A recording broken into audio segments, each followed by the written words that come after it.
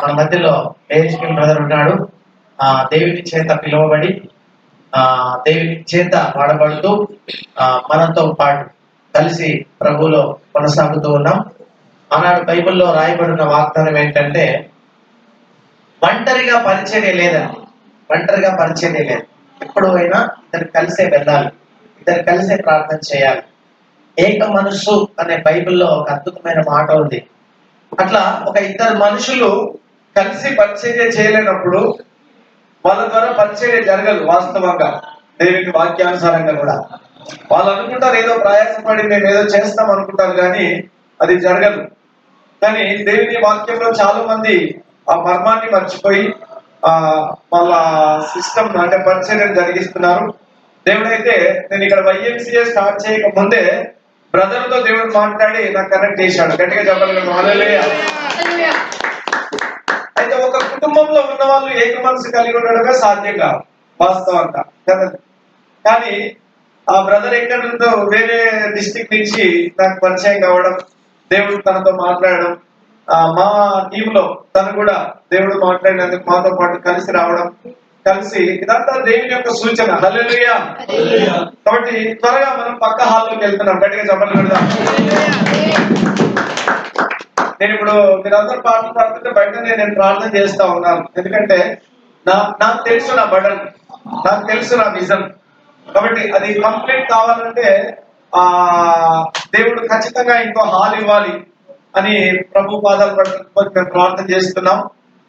ఇక్కడ ఉన్న సెక్రటరీ గారిని ఆ పెద్ద హాల్ ఇవ్వమంటే ఆల్రెడీ బుక్ అయిపోయినాయి సార్, మీరైతే తీసుకోండి. ఇది కూడా లేదు, మీరు తీసుకోండి. మీరు ఇక్కడ టచ్ లో ఉంటారు కాబట్టి ఖచ్చితంగా ఏదో ఒక రూమ్ ప్రొవైడ్ చేస్తానని చెప్పాడు. కాబట్టి మీరందరూ ప్రార్థన చేయండి. ముందున్న సమయంలో బ్రదర్ ఉన్నాడు, కొద్ది సమయం దేవుని మాటలు విందాం. అటు తర్వాత మనం ప్రభువులో కొనసాగుదాం. దేవునికి స్తోత్రం. Welcome brother. బ్రదర్ వస్తున్న గట్టిగా చెప్పలు కొడదాం.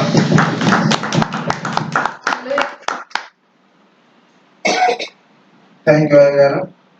దేవుడి పరిశుద్ధ నామంలో కూడి వచ్చిన మీ అందరికీ అండ్ ప్రత్యేకంగా అవకాశం ఇచ్చిన అయ్య గారికి నా ప్రత్యేక వందనాలు తెలియజేసుకుంటున్నాను. దేవునికి స్తోత్రం. హల్లెలూయా.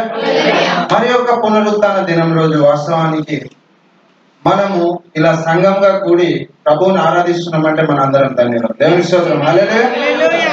సో ఈ రోజు ఆరాధిస్తుంటే చాలా హ్యాపీగా ఉంది.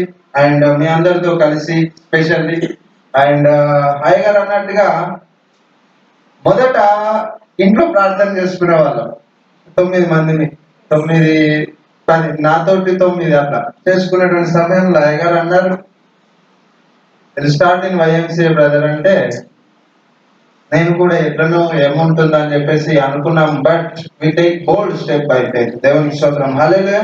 దేవుడి యొక్క కృపను బట్టి, ఆయన ఇచ్చినటువంటి వాగ్దానాలను బట్టి, ఆయన ఇచ్చినటువంటి పిలుపును బట్టి, ఆయన అయ్య గారికి ఇచ్చినటువంటి భారాన్ని బట్టి ఆయన ఒక అడుగు ముందుకేసి YMCA హాల్ తీసుకోవడం జరిగింది. దేవునికి స్తోత్రం. ఈ హాల్ కూడా మనకు నెక్స్ట్ వీక్ ఇంకొక 2-3 వారాలు అయితే సరిపోయేలా ఇట్స్ ఆల్రెడీ ఫుల్ కంప్లీట్ గా మనకు నిండిపోయినట్టుగా మనం చూస్తున్నాం.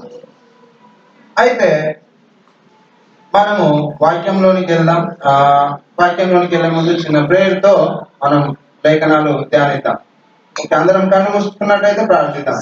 తండ్రి నీకు వందనాలు, నీకు స్తుతులు, స్తోత్రం, కృతజ్ఞతలు తెలియజేసుకుంటూ ప్రభు ఈ యొక్క మరి ఒక పునరుత్థాన దినం రోజున తండ్రి మీరు ఇచ్చినటువంటి గొప్ప సమయాన్ని బట్టి మీకు వందనాలు, స్తుతులు, స్తోత్రం, కృతజ్ఞతలు తెలియజేసుకుంటూ ప్రభు మీరే మీ యొక్క పిల్లలతో తండ్రి మాట్లాడి దీవించి ఆశీర్వదించి తండ్రి మీరు మీ యొక్క మాటను వారికి బయలుపరచమని మహిమ పొందమని యేసు నామమున అడుగుచున్నాం తండ్రి. ఆమేన్. So thank you lord. అయితే మనము చాలా రోజుల నుంచి we are having journey, spiritual journey. And అదే రీతిగా మనము ఎంగేజ్ గురించి మాట్లాడుకున్నాం, 5 fold మినిస్ట్రీస్ గురించి మాట్లాడుకున్నాం.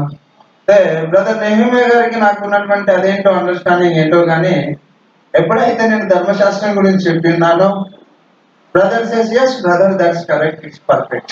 ఆమేన్. హల్లెలూయా. అది నాకు కూడా దేవుడు ఇచ్చిన దర్శనమే. సో ఎప్పుడైతే మేము ఈ విధంగా డిస్కస్ చేసుకుంటామో లాస్ట్ టైం కూడా నేను ఏంటంటే ఎక్కువ చెప్పాలనుకోను కానీ చెప్పేది కొత్తగా ఉండాలనుకుంటాను. దేవుడికి స్తోత్రం. హల్లెలూయా. ఇది 5 నిమిషాలైనా సరే కానీ అది హెవెన్ నుండి రావాలనుకుంటారు. కాఫీ కొట్టి మిక్స్ చేసి కాక్టైల్ చేయాలని మాత్రం అనుకోను. ఆమె అయితే సో ఆ విధానంలో నేను వెళ్తున్నాను. సో లాస్ట్ వీక్ బ్రదర్ ఏమియా గారు కూడా అప్రిషియేట్ చేశారు, గుడ్ రెవల్యూషన్ బ్రదర్ అని చెప్పేసి. But church ministry need a basics. ఆమె మూల పాఠములు అనేటివి చాలా ఇంపార్టెంట్ అని మనం చూసినట్టయితే హెబ్రీ 5:12 మీరు బోధకులై ఉండవలసిన వారై ఉండి మీకు మూల పాఠములను మరొకరు బోధించవలసిన వారై ఉన్నారు అనేటువంటి వాక్యాన్ని అక్కడ చూస్తున్నాం. అదే విధంగా మనము హెబ్రీ 5:14 చూసుకున్నట్టయితే హెబ్రీ 5:14 వయసు వచ్చిన వారు అభ్యాసం చేత మేలు కీడులను వివేచించుటకు సాధకము చేయబడిన జ్ఞానేంద్రియములను కలిగి ఉన్నారు కనుక బలమైన ఆహారము వారికి తగును. దేవునికి స్తోత్రం. హల్లెలూయా. ఎంగేజ్ వయస్సు వచ్చిన వారు. Amen. Hallelujah. Who is engage? ఇది చాలా ట్రాన్స్లేషన్స్ లలో చాలా రకాలుగా ఉందండి. King James versions, new King James version లో చూసినట్టయితే ఫుల్ ఏజ్ అని ఉంది. అండ్ న్యూ ఇంటర్నేషనల్ వర్షన్ లో చూసినట్టయితే it's return as a mature age. కానీ హోలీ స్పిరిట్ నాకు చెప్పిన విషయం ఏంటంటే ఇట్స్ ఎంగేజ్. దేవుని స్తోత్రం. హల్లెలూయా. ఫుల్ ఏజ్ అంటే ఎంగేజ్ ఏ విధంగా అవుతుంది ప్రభా? ఫుల్ ఏజ్ అంటే ముసలేజ్ కావచ్చు కదా. So I ask many doubts God. దేవుని నేను చాలా డౌట్స్ అడిగాను. ఫుల్ ఏజ్ అంటే ఏదో ముసలి వయసు కావచ్చు, ఇంకేదో వయసు కావచ్చు. ఎందుకు ఎంగేజ్ అంటే దేవుడు చెప్పిన విషయం ఏంటంటే దేవుని యొక్క సంఘం ఒక శరీరం అయింది. ఆ శరీరము ఒక కన్యక అయ్యింది. కన్యక పరిపూర్ణత చెందేటువంటి వయసే ఎంగేజ్. దేవునికి స్తోత్రం. హల్లెలూయా. సో ఆ విధంగా దేవుడు నడిపిస్తున్నప్పుడు అయితే మూల పాఠముల గురించి నేను I was in engage revolutions లో బైబిల్ దాంట్లో వెళ్తున్నప్పుడు మూల పాఠములు అనేవి కూడా సంఘానికి చాలా అవసరమైనవి. దేవునికి స్తోత్రం. హల్లెలూయా. మూల పాఠములు లేకుండా, క్రీస్తును కూర్చున్నటువంటి మూలోపదేశం లేకుండా మనము సంఘాన్ని స్థాపించలేము. మనము జ్ఞాన వివేచనములు, జ్ఞానేంద్రియములు కలిగిన వారమై ఉన్నా కూడా మనకు మూల వాక్యములు అనేవి ఇవి పునాదులై ఉన్నాయి. దేవునికి స్తోత్రం. ఆమె. సో జ్ఞానేంద్రియములు అనగా మనందరికీ తెలుసు, చిన్నప్పుడు చదువుకొని ఉన్నాం. జ్ఞానేంద్రియములు ఎన్ని సెన్సెస్? Spiritual sense, 5 senses. నోరు, ముక్కు, చెవి, కళ్ళు అండ్ స్పర్శ, స్కిన్. సో ఇవి మన holy spirit, who is anointed by holy spirit, who is leading by holy spirit, వాళ్ళకి ఆటోమేటిక్ గా సెన్స్ అనేది ఒక వైఫై లాగా కనెక్ట్ అవుతుందండి. దేవునికి స్తోత్రం. హల్లెలూయా. మనం శరీరం పైన ఆ యొక్క సన్నిధిని చూడగలం, కలల దర్శనాలను చూడగలం, దేవుని స్వరాన్ని వినగలం, spiritual smell. Last time brother నేమే గారు అన్నట్టు స్పిరిచువల్ స్మెల్ ని చూడడం, స్పిరిచువల్ టేస్ట్, ఆ రుచికరమైన వాక్యాహారం, ఆ యొక్క భోజనాన్ని చూడడం అనేది మనం వీటన్నింటిలో మనం మూవ్ అవుతుంటాం. ఈ యొక్క జ్ఞానేంద్రియాలు అందరు పరిపూర్ణ జ్ఞానేంద్రియాలు కలిగి ఉండడమే this is engage. Holy spirit ద్వారా లీడ్ అవుతూ మనం ఆయన యొక్క ప్రత్యక్షతను పొందుకుంటూ ఆ ప్రత్యక్షత వాక్యానుసారమై ఉండడమే ఎంగేజ్. దేవుని స్తోత్రం. హల్లెలూయా. సో ఈ విధమైనటువంటి టైప్ లో ఉన్నప్పుడు మూల పాఠంలో క్రీస్తును గురించినటువంటి ఉపదేశం, క్రీస్తును గురించిన ఉపదేశం గురించి మనం చూసినట్లయితే 6వ అధ్యాయం 1వ వచనంలో రాయబడి ఉంది. కాబట్టి నిర్జీవ క్రియలను విడిచి మారు మనస్సు పొందుటయు దేవుని యందలి విశ్వాసమును బాప్తిస్మమును గూర్చిన బోధయు హస్త నిక్షేపణమును మృతుల పునరుత్థానమును నిత్యమైన తీర్పును. చాలా అండి. ఇవన్నీ ఏమై ఉన్నాయంటే మూల పాఠంలై ఉన్నాయి. ఆయన క్రీస్తును గూర్చిన ఉపదేశం కింద మనం చూసినట్టయితే మూలోపదేశం మాని సంపూర్ణ మగుటకు సాగిపోదాం అంటే ఎంగేజ్ లో, అంటే ఆల్రెడీ ఎవరికైతే ఆ బేస్ ఉందో వారు సంపూర్ణ అవడానికి హోలీ స్పిరిట్ లో, స్పిరిచువల్ సెన్సెస్ లో మూవ్ కావాలన్నమాట. దేవునికి స్తోత్రం. హల్లెలూయా. కానీ ఇక్కడ దేవుడు ఇంకొక విషయం చెప్తున్నాడు. 3వ వచనం, దేవుడు సెలవిచ్చిన ఏడల మనం అలాగూ చేయటం. సో మరలా మనము ఫౌండేషన్ మూల పాఠములను మూల వాక్యములను బోధించవచ్చు. అయితే యాజ్ గాడ్ బ్రదర్ చెప్పారు నాకు, బ్రదర్ గుడ్ రెవల్యూషన్ చాలా బాగుంది, బట్ స్టిల్ వి నీడ్ ఏంటి మూల పాఠములు మనము కావాలి సంఘం బేస్ పైన అని చెప్పినప్పుడు I was very happy and I agree, yes brother that's true. Amen, hallelujah. అంటే ఆ విధమైనటువంటి అది సరైన బోధ, అది రైట్ అయినటువంటి విషయం. తర్వాత నేను గాడ్ అడిగాను, గాడ్ ఏంటి గాడ్, నాకేమో మీరు ఇచ్చే రెవల్యూషన్స్ అన్ని ఎంగేజ్ సంబంధించినవి ఉంటాయి, this is different kind of revolution. So ఏ విధంగా నేను ముందుకు వెళ్ళాలంటే గాడ్ చెప్పింది ఏంటంటే ఓన్లీ ఎంగేజ్ లోనికి వెళ్ళడం ఇంపార్టెంట్ కాదు. ఒక గర్భం ధరించి ఒక కుమారుని కనినప్పటి నుండి స్టార్టింగ్ సువార్త నుండి అపోస్టల్స్ వరకు కంప్లీట్ 5-fold మినిస్ట్రీ చేయడమే ఇది కూడా ఎంగేజ్. దేవుని స్తోత్రం, హల్లెలూయా. గాడ్ ఇచ్చినటువంటి రెవల్యూషన్ అన్నమాట. అయితే ఈరోజు మనము దేవుని వాక్యంలోనికి వెళ్దాం. దేవుని వాక్యంలో మనం చూసినట్టయితే అసలు మనం ఎవరమై ఉన్నాం, మనం ఎవరమై ఉన్నాం, అదే రీతిగా క్రీస్తు ఎవరై ఉన్నారు, మనము ఏ విధంగా మనము ఆ యొక్క పరలోక రాజ్యంను గురించినటువంటి బోధనం, ఆ యొక్క మర్మములను మనం ఏ విధంగా చేసుకోవచ్చు, మనం ఏ విధంగా పశ్చాత్తాపం పొంది మన పాపం నొప్పుకొని ప్రభు వైపు తిరుగుదాం అనేది మనం ఒకసారి చూద్దాం. అయితే ఆది కాండంలో ఒక విషయం ఉంది, ఏంటంటే ఆది అందు భూమి ఆకాశము సృజించను. సృష్టిని సృజించినటువంటి వారే దేవుడు. దేవునికి స్తోత్రం, హల్లెలూయా. భూమి ఆకాశంలో ఈ సమస్త సృష్టిని దేవుడు సృజించాడు. కానీ మనం ఏం చేస్తున్నాం అంటే ఇప్పుడు మనము మాట్లాడుకున్నట్టుగా దేవుడిలో మనకి మూల పాఠాలు ఉన్నాయి. అదే విధంగా లోకంలో కూడా మూల పాఠాలు ఉన్నాయి. హల్లెలూయా. కొలస్సీ 2:20 చూసినట్టయితే, కొలస్సీలకు రాసిన పత్రిక 2:20.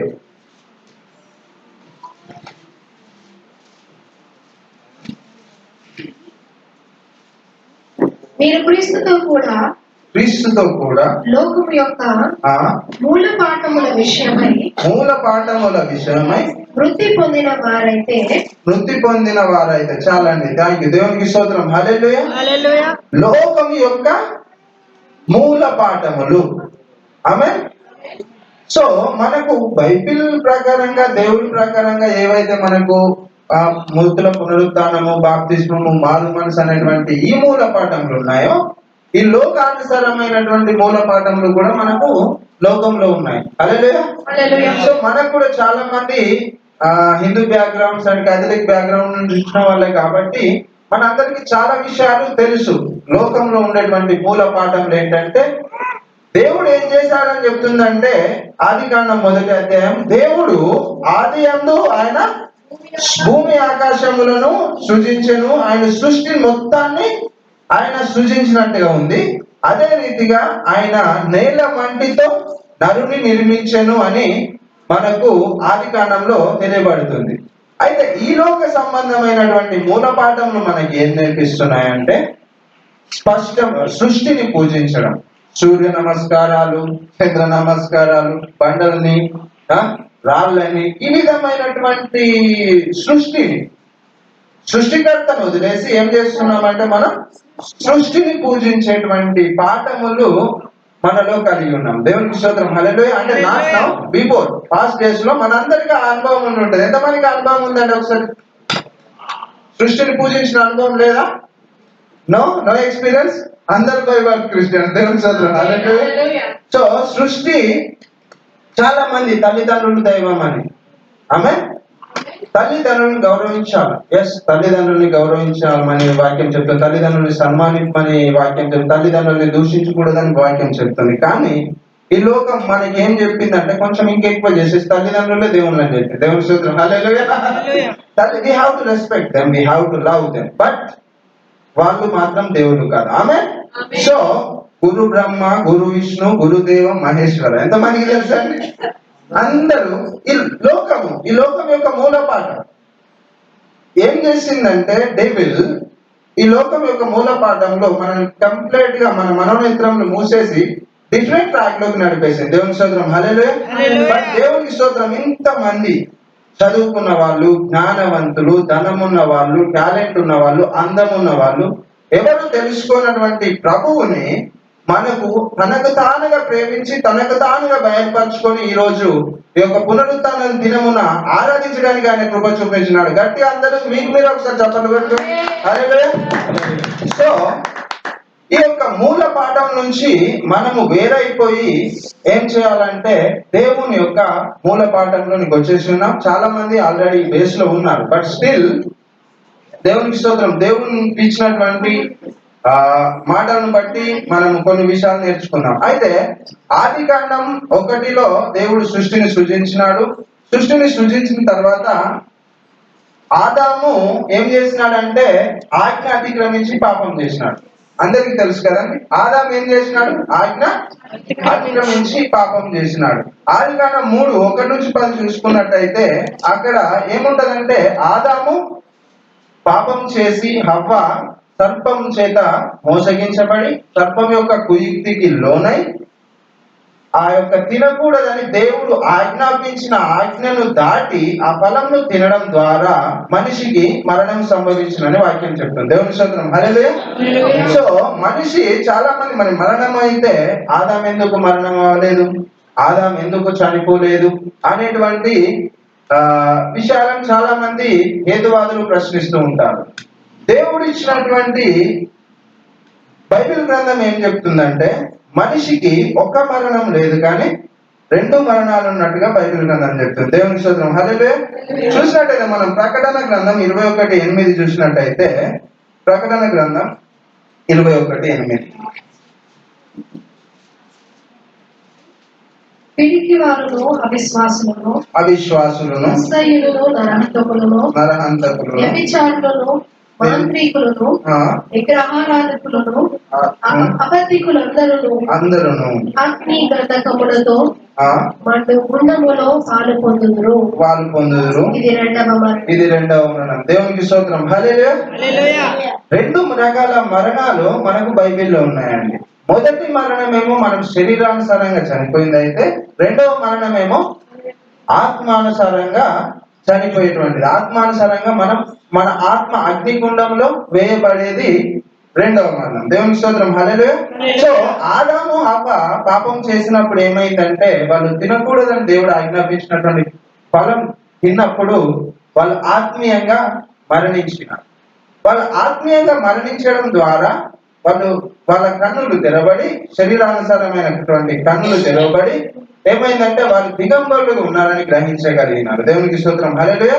సో అప్పటి నుండి మానవుడి యొక్క జ్ఞానం అనేది ఆపరేట్ అవ్వడం స్టార్ట్ అయింది అనమాట. సో అదే విధంగా మనం చూసినట్టయితే ఈ యొక్క ఆజ్ఞ అతిక్రమము పాపము కదా. ఆజ్ఞ అతిక్రమము పాపం అయితే అండ్ పాపం వలన వచ్చు జీతము మరణం. దేవుని స్తోత్రం. హల్లెలూయా. పాపం వలన వచ్చు జీతం మరణం. ఏ మరణం అండి? శరీర సంబంధమైన మరణం కాదు, కానీ ఆత్మ సంబంధమైన మరణం. మనము తీర్పు దినమున ప్రభు రాకడలో మన యొక్క ఆత్మ అనేది అగ్ని గంధకాలలో మండడం అనేది రెండవ మరణం. సో ఆ యొక్క రెండవ మరణంలోనికి మనం వెళ్ళకూడదని చెప్పేసి ప్రభువు ఎవరినెవరినో మన కోసం నియమించి ఎవరెవరినో నియమించి అవునండి 100% మనము నా జీవితంలో అయితే నేను అసలు అనుకోలేదు, ఊహించలేదు, కానీ ఒక్కొక్క రకంగా దేవుడు నాకు టచ్ అయిన ప్రతి ఒక్కరిని వాడుకున్నాడు. దేవుని స్తోత్రం. హల్లెలూయా. సో సిస్టర్ రజనీ గారు నాకు ఆమె అబుదాబిలో పరిచయం ఉండే. ఆమె ఒక గిఫ్ట్ ఇస్తాను బ్రదర్, గిఫ్ట్ ఇస్తాను బ్రదర్ అంటే నేను ఏదో ఒక వాచ్ కొని ఇస్తారేమో ఇంకేదన్నా ఇస్తారేమో అనుకున్నాను, కానీ బైబిల్ గిఫ్ట్ ఇచ్చిందండి. దేవునికి స్తోత్రం. హల్లెలూయా. సో ఆ బైబిల్ అనేది నా జీవితాన్ని మార్చి ఈ రోజు ఇంత మందిలో నిలబడడానికి శరీరానుసారమైన విషయాలన్నీ పక్కన పెడితే ఆత్మానుసారంగా రెండవ మరణాన్ని జయించడానికి దేవుడు కృప చూపెట్టినాడు. దేవుని స్తోత్రం. హల్లెలూయా. శరీర సంబంధమైనటువంటి సక్సెస్లు, ఫెయిల్యూర్స్ విషయాలు ఇవన్నీ మనం పక్కన పెడితే ఆత్మ సంబంధమైనటువంటి మరణం, కోటీశ్వరులు కానీ రాజకీయ నాయకులు కానీ కోర్టులో ఉన్న సెలబ్రిటీస్ కూడా వాళ్ళు రెండవ మరణానికి ఇప్పుడు పాత్రులు అయి ఉన్నారు. ఆమె సో మన యొక్క రెస్పాన్సిబిలిటీ ఏంటంటే మన అయ్యగారు వాక్యం చెప్పినట్టు సువార్త ప్రకటించకపోతే మనకు శ్రమ. ఎందుకు శ్రమ అంటే మనకు తెలిసింది ఇతరులకు మనం బోధించినప్పుడు మాత్రమే మనం ఆశీర్వదించబడతాం. హల్లెలూయా. సో ఈ యొక్క పాపం గురించి మనం మాట్లాడుతున్నప్పుడు ఏమైందంటే ఆదాము అవ్వ పాపం చేయడం ద్వారా పాపం అనేది లోకంలోనికి ప్రవేశించి మనం ఏమయ్యాము, శరీర సంబంధమైన మరణానికి కూడా పాత్రులమయ్యాం. దేవుని స్తోత్రం. హల్లెలూయా. సో ఆత్మ సంబంధమైన మరణము వాళ్ళు ఆల్రెడీ అదే క్షణం వాళ్ళు ఎప్పుడైతే తినకూడదని చెప్పిన ఫలం తిన్నారో అప్పుడే ఆత్మీయంగా మరణించారు. అండ్ వాళ్ళు ఆత్మలో ఉన్నప్పుడు వాళ్ళకి నిత్య జీవం ఉండేదండి.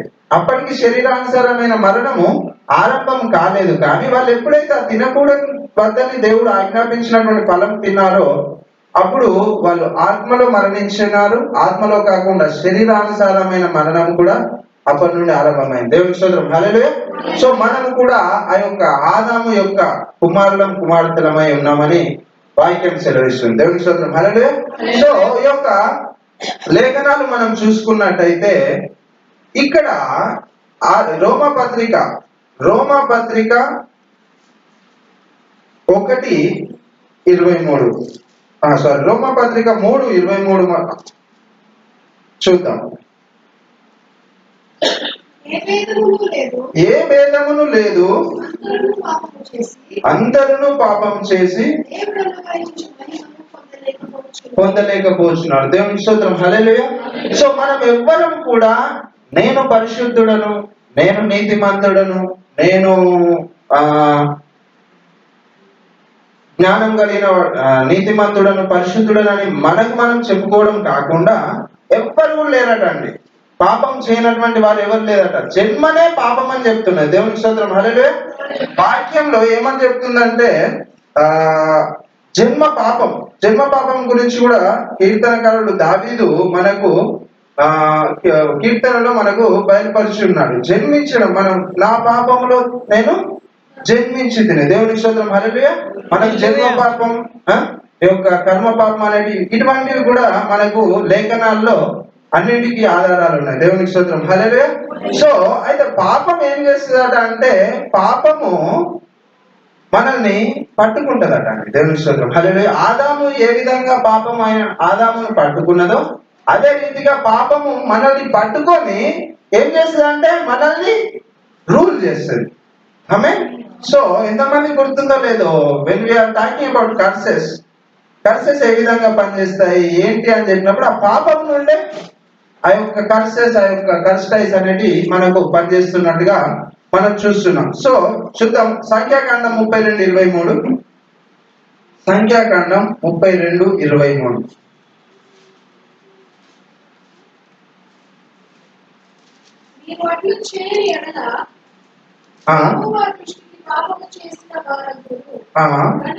కనుక పాపము మేము పట్టుకోను. దేవుని స్తోత్రం. హల్లెలూయా.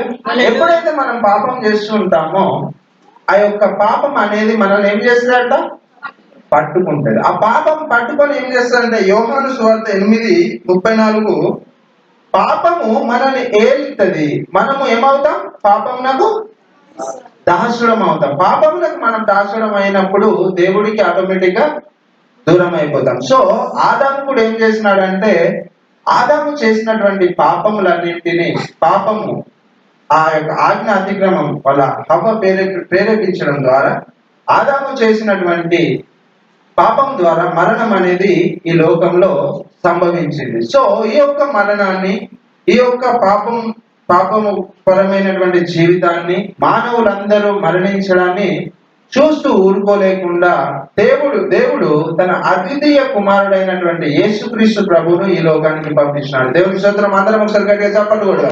హల్లెలూయా. సో యేసు ప్రభువు ఎందుకు వచ్చినాడు? యేసు ప్రభువుకి ఎందుకోసం ఈ లోకానికి వచ్చినాడంటే నశించిపోతున్నటువంటి మానవ ఆత్మలను రక్షించడం కోసమే ఈ లోకానికి వచ్చినారు. దేవుని స్తోత్రం. హల్లెలూయా. సో లోక పాపమును మోసుకొని పోవు దేవుని గొర్రెపిల్ల యేసయ్య. ఆమేన్. సో అందరి పాపములు, ఒకరి పాపం ఇద్దరి పాపములు కాదు, ఒక పాపము రెండు పాపములు కాదు, కానీ యొక్క లోకంలో ఉన్నటువంటి అందరి పాపములను మోసుకొని పోయేటువంటి గొర్రెపిల్లగా మనం చూస్తున్నాం. దేవుని యొక్క వాక్యంలో చూస్తే ఇంకా ఆయన యోహాను 8:12 ఆయన లోకమునకు వెలుగై ఉన్నాడు అన్నట్టుగా మనం చూస్తున్నాం. దేవునికి స్తోత్రం. హల్లెలూయా. ఆయన ఈ లోకానికి వెలుగు. యెషయా గ్రంథం 60వ అధ్యాయంలో చూసినట్టయితే లోకములో కటిక చీకటి కమ్మి ఉన్నది. ఆమేన్. హల్లెలూయా. లోకంలో ఏమైంది? కటిక చీకటి కమ్మి ఉన్నటువంటి ఈ లోకములో ఆయన ఒక వెలుగుగా వచ్చినాడు. దేవునికి స్తోత్రం. హల్లెలూయా. ఆయన ఒక వెలుగుగా వచ్చినాడు. ఆయన వెలిగి ఏం చేసినాడు? మనల్ని కూడా వెలిగించినాడు. దేవునికి స్తోత్రం. హల్లెలూయా. సో ఆయన వెలగడమే కాకుండా ఆయన మనల్ని కూడా వెలిగించినాడు. సో అదే రీతిగా మనం చూసుకున్నట్టయితే యోహాను 1వ అధ్యాయం 2-3 వచనాలు ఏం చెప్తున్నాయంటే ఆయన వెలిగే కాకుండా సృష్టి యావత్తు ఆయన వల్లనే కలిగినదని చెప్తుంది. ఒకసారి చదువుదాం. యోహాను 1:2-3 వచనాలు. ఆయన ఆదియందు దేవుని దేవుని యొద్ద ఉండెను. యొద్ద ఉండెను, సమస్తమును ఆయన మూలముగా కలిగెను, కలిగి ఉన్నదేదియు ఆయన లేకుండా కలగలేదు. కలగలేదు. దేవునికి స్తోత్రం. హల్లెలూయా. చాలండి. కలిగి ఉన్నది ఏదియు సమస్తము యొక్క సృష్టి కానీ భూమి కానీ ఆకాశం కానీ ఇవన్నీ ఏమయ్యాయంటే యేసు ప్రభు లేకుండా ఏది కలగలేదు. సమస్తానికి సృష్టికర్త అయినటువంటి ప్రభువే ఆ యొక్క వెలుగు. ఆ యొక్క వెలుగే ఈ లోకానికి వచ్చి మనందరి కోసం, మనందరి నిమిత్తం ఆ యొక్క కలువరి శిలువలో తన ప్రాణాన్ని పెట్టి ముళ్ళ కిరీటం ధరించుకొని ఆయన మనందరి కోసం ఆ యొక్క శిలువ మరణాన్ని పొందినట్టుగా మనకు వాక్యం సెలవిస్తుంది. ఇంకొక విషయం చూసినట్టయితే ఆయనే మార్గము సత్యము జీవమునై ఉన్నాడని మనకు వాక్యం సెలవిస్తుంది. దేవుని స్తోత్రం. హల్లెలూయా. ఆయన తప్ప వేరే, ఆయన లేకుండా మనం పరలోకం వెళ్ళడం అసాధ్యమైనటువంటి విషయం. ఆయన లేకుండా మనం రెండవ మరణాన్ని జయించడం కూడా అసాధ్యమైనటువంటి విషయం అని మనకు వాక్యం సెలవిస్తుంది. సో మనము మన జీవితాలలో ఇప్పటికే మనకు చాలా రకాలైనటువంటి మూల పాఠములను మనము నేర్చుకొని ఉన్నాము. ఆ యొక్క మూల పాఠములన్నిటి నుండి విడుదల పొందుకుంటూ ఆ యొక్క ఆదాము హవ్వలు ఏ విధంగా అయితే పాపం చేసి ఆజ్ఞను అతిక్రమించి పాపం చేసి ఉన్నారో ఆ పాపం నుంచి మనము విడుదల కలిగి అదే రీతిగా మనము ఆ యొక్క యేసు ప్రభు మన కోసం వచ్చిన గొర్రెపిల్ల, లోక పాపములు మోసుకొని పోవు దేవుని గొర్రెపిల్ల, మరియు ఆయననే జ్ఞానము, ఆయననే నీతి, ఆయన శిరస్సు అయి ఉన్నాడు, ఆయన సర్వాధికారి అయిన దేవుడు అని కూడా మనకు అనేక రిఫరెన్సెస్ బైబిల్ నందు ఉన్నాయి. దేవుని స్తోత్రం. హల్లెలూయా. యేసు ప్రభు ఎవరండి? సృష్టికర్త. దేవునికి స్తోత్రం. హల్లెలూయా. సర్వాంతర్యామి, ఆయనే సృష్టికర్త. యేసు ప్రభు లేకుండా కలిగినది అంతా మళ్ళొకసారి చూద్దాం. యోహాను 1:2-3. రెండోది ఆయన ఆదియందు దేవుని యొద్ద ఉండెను, సమస్తమును ఆయన మూలముగా కలిగెను. ఆయన మూలముగా కలిగెను, కలిగి ఉన్నదేదియు ఆయన లేకుండా కలగలేదు. దేవునికి స్తోత్రం. సో ఈ యొక్క సమస్త సృష్టిని సృష్టించినటువంటి ప్రభు యేసు ప్రభు అయి ఉన్నాడు. ఆయనే సృష్టికర్త అయి ఉన్నాడు. దేవునికి స్తోత్రం. హల్లెలూయా. అదే విధంగా మనము సామెతలు 28:13 చూసినట్టయితే మన యొక్క అతిక్రమములను దాచిపెట్టవద్దని చెప్పేసి ఈ యొక్క వాక్యం సెలవిస్తుంది. దేవుని స్తోత్రం. హల్లెలూయా. మన యొక్క అతిక్రమములు ఏం చేయకూడదండి? దాచిపెట్టకూడదు. మన అతిక్రమములు మన పాపములు ఒప్పుకుంటే 1 యోహాను 1:7 ప్రకారంగా యేసు రక్తము ప్రతి పాపం నుండి మనలను పవిత్రులుగా చేయను. దేవునికి స్తోత్రం. హల్లెలూయా.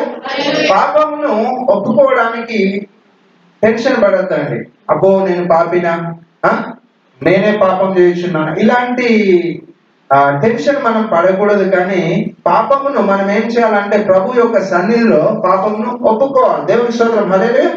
ఎందుకంటే మనుషుల చాటుకు మనం పాపం చేయగలమేమో, కానీ ఆయన సర్వాంతర్యామి అయిన దేవుడు. ఆయన ప్రతి చోట ఆయన కన్నులు ఈ భూలోకం అంతటా వ్యాపించనని వాక్యం సెలవిస్తుంది. దేవుని స్తోత్రం. హల్లెలూయా. సో ఆయన కన్నులు ప్రతి చోట చూస్తూ ఉంటాడు. కాబట్టి మనము మన పాపములను ఒప్పుకోవాలి, మన అతిక్రమములను ఒప్పుకోవాలి. ఎందుకంటే వాక్యం సెలవిస్తుంది ఏ భేదమును లేదు, అందరూ పాపులే. దేవుని స్తోత్రం. హల్లెలూయా. అందరూ పాపులే, అందరూ బలహీనులే, మనందరం కూడా పాపం చేయవారమై ఉన్నాం. సో మనందరం కూడా మన యొక్క పాపములను ఒప్పుకున్న ఎడల ఆయన క్షమించుటకు సిద్ధ మనసు కలిగినటువంటి దేవుడు. అదే రీతిగా ఆయన మన యొక్క ప్రతి పాపం నుండి ఆయన విడిపించును. దేవునికి స్తోత్రం. హల్లెలూయా. సో ఐగుప్తు అంటే కొత్తగా వచ్చిన వాళ్ళకి పాప ఒప్పుకోలు అవసరం బ్రదర్ అని కూడా కొన్ని డౌట్లు ఉండొచ్చు. దేవునికి స్తోత్రం. హల్లెలూయా. సో మనకు రెండు రకాల క్రైస్తవులు ఉన్నారండి. క్రైస్తవ్యంలో కానీ దాస్యత్వంలో కానీ దేవుడు పాత నిబంధనలో చాలా రకాలైనటువంటి ఛాయలను పెట్టి ఉన్నాడు. పాత నిబంధన మనకు ఎలాంటిది? ఛాయ లాంటిది. ఇట్స్ షాడు అని చెప్పేసి మనకు బైబిల్ చెప్తుంది. అయితే రెండు రకాల బానిసత్వాలు ఉన్నాయి, దాస్యత్వాలు ఉన్నాయి బైబిల్ నందు. దేవుని స్తోత్రం. హల్లెలూయా. ఏంటంటే ఐగుప్తు దాస్యత్వం వేరు, అశ్షూరీలకు చేసిన దాసత్వం, బబులోనుకు వెళ్ళిన దాసత్వం వేరు. దేవుని స్తోత్రం. హల్లెలూయా. సో రెండింటికి ఐగుప్తు బానిసత్వం ఏమో ఎవరికి తెలియకుండా ఆటోమేటిక్ వెళ్ళిపోయినారు వాళ్ళు. హల్లెలూయా. సో అశ్షూరు యొక్క బానిసత్వం ఏంటంటే ఆ యొక్క ధర్మశాస్త్రం అతిక్రమించడం ద్వారా మనము ఆ యొక్క అశ్షూరు యొక్క బానిసత్వంలోనికి పితరులు వెళ్ళినట్టుగా మనం చూస్తున్నాం. దేవుని స్తోత్రం. హల్లెలూయా.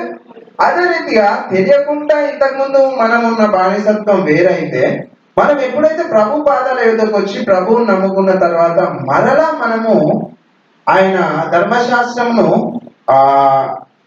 మీరడం ద్వారా మనము కూడా ఆత్మీయ చెరలోనికి వెళ్తున్నాం. దేవుని స్తోత్రం. హల్లెలూయా. సో ఈ యొక్క అశ్షూరు బానిసత్వం ఏంటంటే మనం చూసినట్లయితే యెషయా గ్రంథం 10:5. యెషయా గ్రంథం 10:5.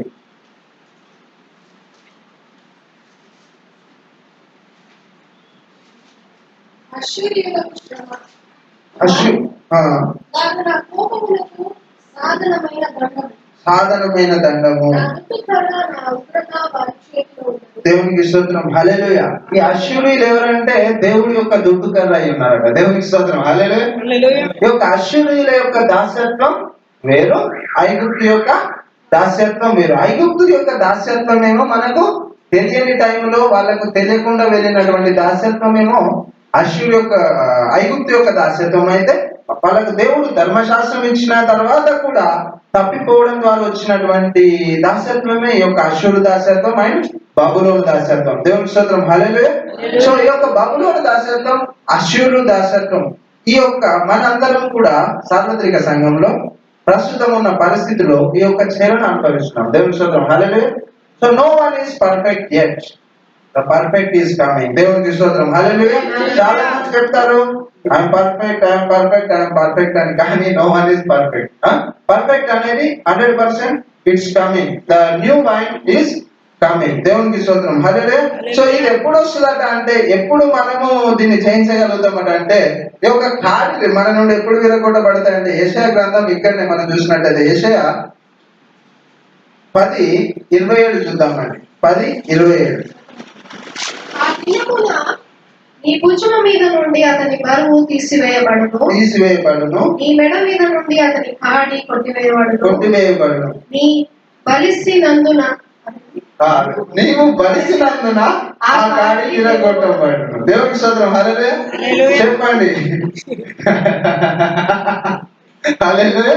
నీవు బలిసినందున అంటే ఆత్మలో మనము శక్తి పొందుకోవాలి, ఆత్మలో మనము ఎదగాలి. మనం ఎప్పుడైతే ఆత్మలో ఎదుగుతామో అప్పుడు మాత్రమే ఈ అశ్షూరు యొక్క కాడి, బబులోను కాడి నుండి దేవుడు మనకు విడుదల కలుగజేస్తాడు. దేవునికి స్తోత్రం. హల్లెలూయా. అదే రీతిగా ఆ యొక్క వెలుగై ఉన్న దేవుడు ఈ లోకంలోకి వచ్చినాడని మనం చూస్తున్నాం. ఈ యొక్క వెలుగు ఏంటి? ఈ యొక్క వెలుగు ఏంటి అని చూసినట్టయితే ఇశ్రాయేలు యొక్క వెలుగు అగ్నియును. ఇశ్రాయేలు యొక్క వెలుగు ఏంటట? అగ్ని అంట. దేవునికి స్తోత్రం. హల్లెలూయా.